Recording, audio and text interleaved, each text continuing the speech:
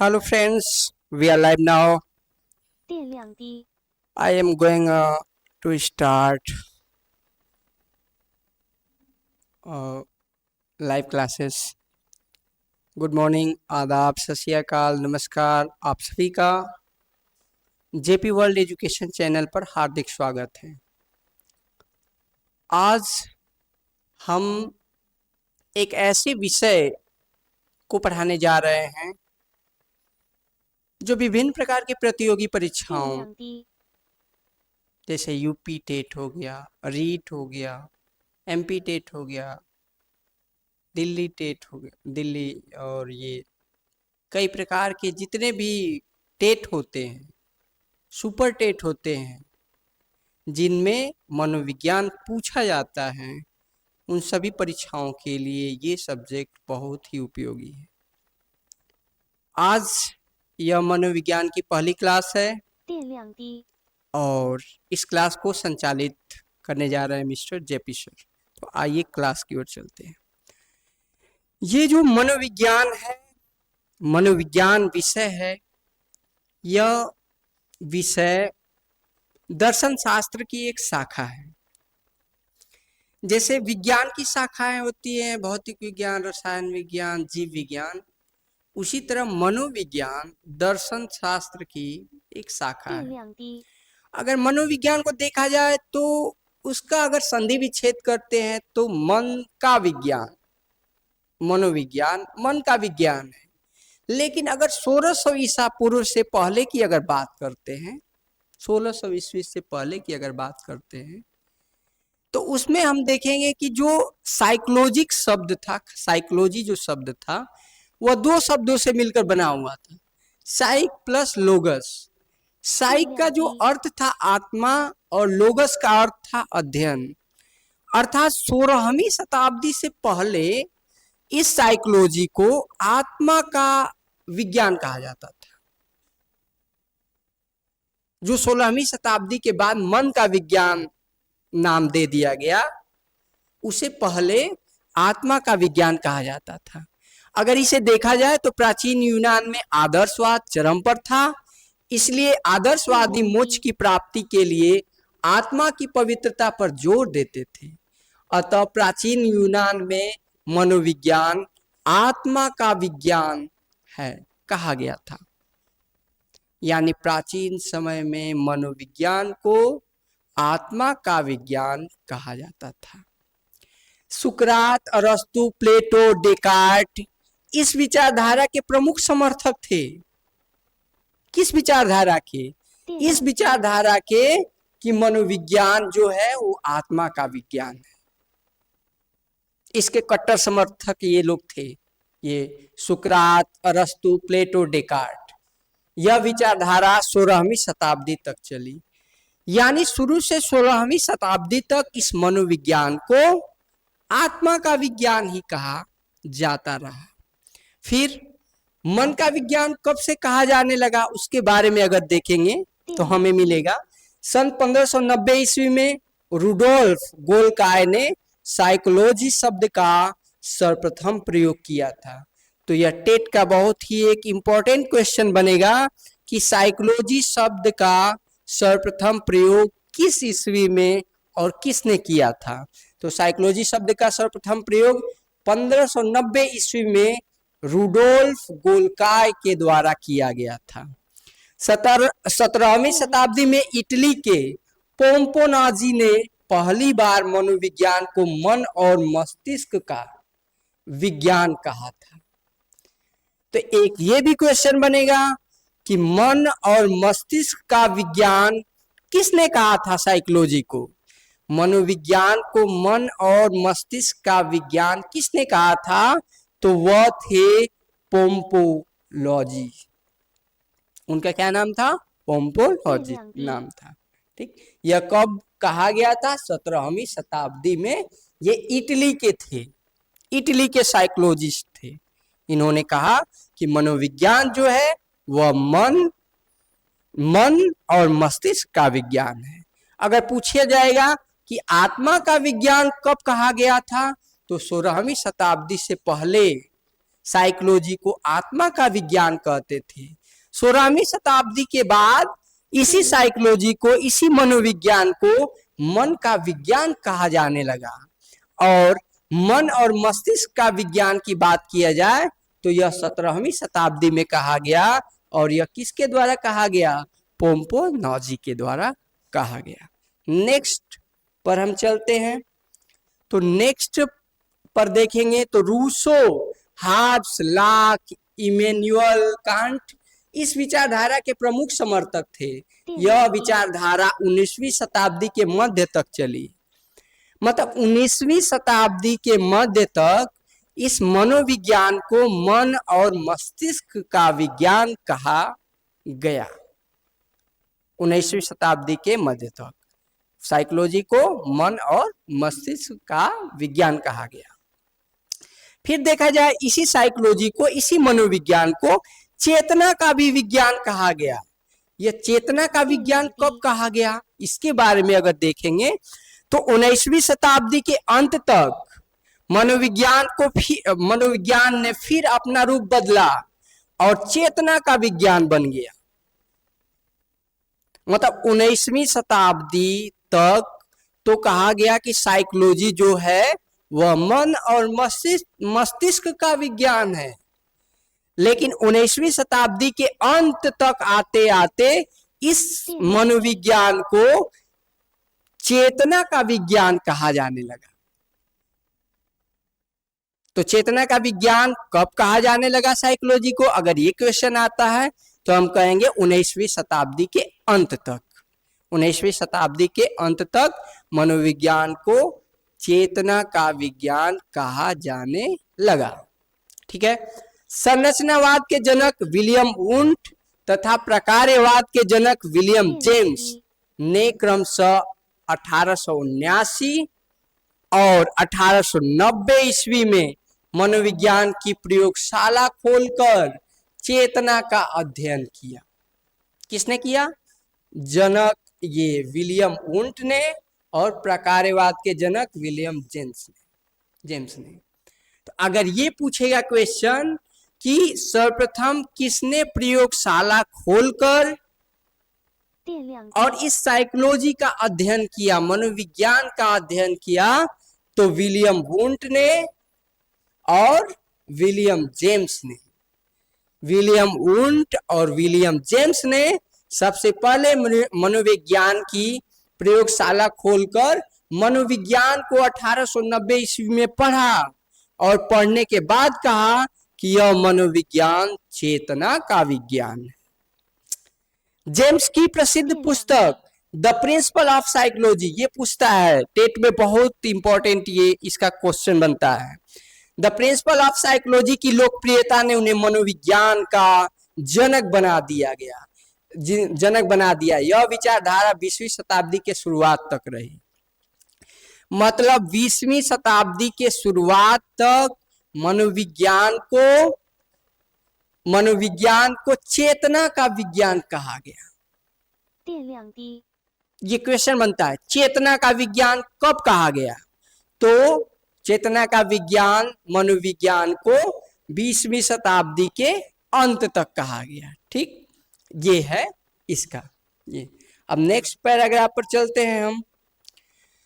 तो इस मनोविज्ञान को व्यवहार का भी विज्ञान कहा गया। कब और कैसे कहा गया, चलिए इसके बारे में जानते हैं। तो 1913 ईस्वी में अमेरिका के होपकिंस विश्वविद्यालय में जीवी वाटसन ने व्यवहारवाद की नींव रखी। तो अगर कोई पूछेगा कि व्यवहारवाद की नींव किसने रखी, तो जीवी वाटसन साहब ने रखी। किसने रखी? जीवी वाटसन साहब ने। और यह किस ईस्वी में रखी? तो 1913 ईस्वी में रखी। किस विश्वविद्यालय में रखी? तो होपकिंस विश्वविद्यालय में इस मनोविज्ञान को व्यवहार का विज्ञान कहा गया। और वहां पर इस मनोविज्ञान को व्यवहार के विज्ञान के रूप में पढ़ाया जाने लगा। उन्होंने चेतना के न दिखाई देने के कारण इसे नकारते हुए व्यवहारवाद के अध्ययन पर जोर दिया। उन्होंने कहा, 电量低， किसने कहा? जीवी वॉटसन ने। जीवी वॉटसन साहब ने कहा कि देखो भाई, ये जो मनोविज्ञान है इसे हम व्यवहारवाद का विज्ञान कहेंगे। क्यों कहेंगे? क्योंकि चेतना हमें दिखाई नहीं देती है, चेतना को हम देख नहीं पाते हैं, चेतना को हम महसूस नहीं कर पाते हैं, इसलिए इसको हम कहेंगे कि यह जो टर्म है चेतना का विज्ञान, इसको बदल दिया जाए और इसे व्यवहारवाद का विज्ञान अब कहा जाएगा। इस मनोविज्ञान को, मतलब मनोविज्ञान की जो अवधारणा है समय परिवर्तित होने के साथ साथ बहुत तेजी से परिवर्तित होती रही है, बदलती रही है। तो Woodworth, Skinner, Pavlov, McDougall, Thorndike सभी व्यवहारवाद के समर्थक हैं। ये पूछता भी है मनोविज्ञान का, टेट का, रीट का, बहुत ही पॉपुलर क्वेश्चन है। कह देगा कि व्यवहारवाद से जुड़े हुए मनोवैज्ञानिक हैं। ऑप्शन दे देगा Woodworth, Skinner, Pavlov, McDougall, Thorndike, इनमें से किसी एक को उसमें डाल देगा और 3 ऑप्शन गलत कर देगा, दूसरे को डाल देगा। बस एक क्वेश्चन बन के तैयार हो गया। तो हमको याद रखना है कि वुडवर्थ साहब, स्किनर साहब, पावलोव साहब, मैकडूगल साहब और थॉर्नडाइक साहब, ये जितने लोग हैं ये व्यवहारवाद से जुड़े हुए हैं, ये व्यवहारवादिक मनोवैज्ञानिक हैं। फिर उसके बाद वुडवर्थ ने एक अपना स्टेटमेंट दिया, बहुत खतरनाक स्टेटमेंट दिया वुडवर्थ साहब ने। वुडवर्थ साहब ने ये कहा कि मनोविज्ञान ने सबसे पहले अपनी आत्मा त्यागी। ध्यान दीजिएगा, मनोविज्ञान ने सबसे पहले अपनी आत्मा त्यागी। क्यों? क्योंकि सबसे पहले मनोविज्ञान को आत्मा का विज्ञान कहा गया, फिर मन का त्याग किया, फिर उसके बाद कहा गया कि मनोविज्ञान जो है वह मन का विज्ञान है, तथा अंततः अपनी चेतना त्याग कर फिर 20वीं शताब्दी में कहा गया कि भैया देखो, ये जो मनोविज्ञान है यह चेतना का विज्ञान है, तो उसको भी त्याग कर और लास्ट में क्या बन गया? व्यवहारवाद का विज्ञान बन गया, व्यवहार का विज्ञान बन गया। ये किसने कहा है? वुडवर्थ साहब ने कहा। तो ये कोटेशन बहुत इंपॉर्टेंट है। वुडवर्थ ने बिल्कुल सही कहा है, या वुडवर्थ का कथन है कि मनोविज्ञान ने सबसे पहले अपनी आत्मा त्यागी और फिर मन का त्याग किया तथा अंततः अपनी चेतना त्याग कर संततः व्यवहार का विज्ञान बन गया। ये मनोविज्ञान के पूरे टर्म को एक स्टेटमेंट में वुडवर्थ साहब ने रिप्रेजेंट कर दिया। फिर अगर कोटेशन की बात की जाए तो किन किन मनोवैज्ञानिकों ने क्या क्या कोटेशन दिया है जो हमारे यूपी टेट के लिए बहुत ही इंपॉर्टेंट है, 电量低， रीट के लिए भी बहुत इंपॉर्टेंट है, एमपी टेट के लिए बहुत इंपॉर्टेंट है, और झारखंड टेट, जितने भी प्रकार के टेट होते हैं टीचिंग से रिलेटेड, सबके लिए अब जो पढ़ाने जा रहा हूं वह सबके लिए बहुत इंपॉर्टेंट है। सीधे कोटेशन उठा करके दे दिया जाता है। जैसे कह दिया जाएगा मनोविज्ञान व्यवहार का धनात्मक विज्ञान है। यह किसने कहा है? किसका कथन है? तो किसका कथन है? वाटसन साहब का कथन है। 电量低， वाटसन साहब ने कहा कि मनोविज्ञान व्यवहार का धनात्मक विज्ञान है। मनोविज्ञान व्यवहार का धनात्मक विज्ञान है। फिर वुडवर्थ का कथन है कि मनोविज्ञान वातावरण के संपर्क में होने वाले मनोव्यवहार का मनोविज्ञान है। यह कथन है वुडवर्थ साहब का। मनोविज्ञान वातावरण के संपर्क में होने वाले मनोव्यवहार का मनोविज्ञान है। ठीक, नेक्स्ट स्लाइड पर चलते हैं हम। ये नेक्स्ट स्लाइड पर, लास्ट स्लाइड यही है। मैकडूगल साहब ने कहा मनोविज्ञान व्यवहार और वातावरण का यथार्थ विज्ञान है। ये बहुत ज्यादा पूछा जाता है, ध्यान दीजिएगा, मनोविज्ञान व्यवहार और वातावरण का यथार्थ विज्ञान है। फिर स्किनर साहब ने कहा कि मनोविज्ञान व्यवहार और अनुभव का विज्ञान है। देखिए एक एक लाइन के स्टेटमेंट हैं और यही लाइन सीधे उठा करके आपके टेट में पूछ दी जाती है और 4 ऑप्शन बना दिए जाएंगे। अब कह दिया कि मनोविज्ञान मानव व्यवहार तथा मनोविज्ञान मानव प्रकृति का अध्ययन है और उसमें 4 ऑप्शन दे देगा। पहला मैकडूगल, दूसरा स्किनर, तीसरा गार्डनर मर्फी, चौथा क्रो एंड क्रो। तो उसमें कौन सही होगा? क्रो एंड क्रो होगा। ठीक, तो क्रो एंड क्रो ने कहा कि मनोविज्ञान मानव व्यवहार तथा मनोविज्ञान मानव प्रकृति का अध्ययन है। मनोविज्ञान मानव व्यवहार का अध्ययन है, एक स्टेटमेंट, तथा मनोविज्ञान मानव प्रकृति का अध्ययन है, दूसरा स्टेटमेंट। लेकिन दोनों को जोड़ करके और क्रो एंड क्रो ने कहा कि मनोविज्ञान मानव व्यवहार तथा मनोविज्ञान मानव की प्रकृति का अध्ययन है। ये क्रो एंड क्रो का स्टेटमेंट है। फिर गार्डनर मर्फी साहब ने कहा कि मनोविज्ञान वह विज्ञान है, मनोविज्ञान वह विज्ञान है। गार्डनर मर्फी ने कहा मनोविज्ञान वह विज्ञान है जो जीवित व्यक्तियों का उनके वातावरण के प्रति होने वाली अनुक्रियाओं का अध्ययन करता है।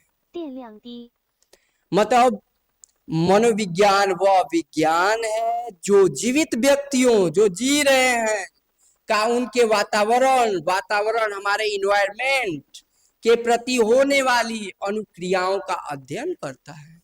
ये मनोविज्ञान, ये किसने कहा था? ये गार्डनर मर्फी जी का स्टेटमेंट है। फिर मैरिसन एवं अन्य ने कहा कि मनोविज्ञान प्रत्यक्ष व्यवहार का विज्ञान है। ये कोटेशन बहुत इंपॉर्टेंट है और इसको याद रखिएगा। मैरिसन एवं अन्य ने कहा था मनोविज्ञान प्रत्यक्ष व्यवहार का विज्ञान है। तो इस प्रकार से आज मनोविज्ञान की पहली क्लास थी। इसमें कुछ बहुत इंपॉर्टेंट क्वेश्चन थे जो आपके यूपी टेट में पूछे जा सकते हैं। इसलिए हम मनोविज्ञान की भूमिका को रिप्रेजेंट करने के स्तर से जो मनोविज्ञान की जनरल चीजें हैं, स्टार्टिंग लेवल की चीजें हैं, उनका तथ्य हमने आपके सामने रखने का काम किया है। Next video next time. हमारे वीडियो को लास्ट तक देखने के लिए आपका बहुत बहुत धन्यवाद। बहुत बहुत थैंक यू वेरी मच।